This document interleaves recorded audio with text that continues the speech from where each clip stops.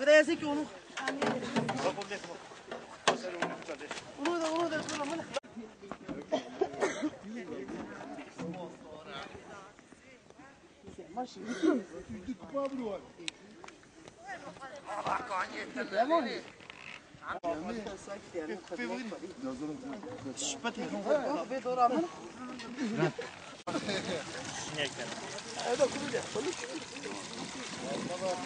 Kaç yıldır suyunuz yok?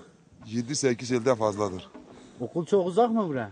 Okul 1 kilometreden fazla. Her gün mü gelip gidiyorsunuz? Her gün. Peki öğrenciler ne yapıyor? Öğrenciler sabah kendisini evden götürüyor, oradan sonra köylüler götürüyor. Evlerinizde çeşme akmıyor değil mi? Yok, Suları hep bu çeşmeden mi hep temin bu ediyorsunuz? çeşmeden götüreceğiz. Çeşmeniz yok mu? Çeşmemiz yok. 7 yılda akmıyor. Her sabah, her akşam tipi, fırtına. Her gün geliyoruz çeşmeye. Peki zor olmuyor mu böyle? Çok zor oluyor. Her gün gidiyoruz. Kaymakamlara gidiyoruz. Nereye gidiyorsak hiç kimseye derdimizi anlattıramadık. Ceberidir. Bu su şeyini çekiyoruz. Üzüntünü çekiyoruz. Çoluk çocuğumuz yazın olsa yine normaldir. Kışın oldu mu bak bu hali görüyorsunuz, hepinize malumdur. Yani bu su sıkıntısı bir an önce bize bir ulaştırsan, bize herkesin gibi bize bir su alalım evimize. Doğru dürüst bir şeyimiz yok, bir ihtiyacımız vardır.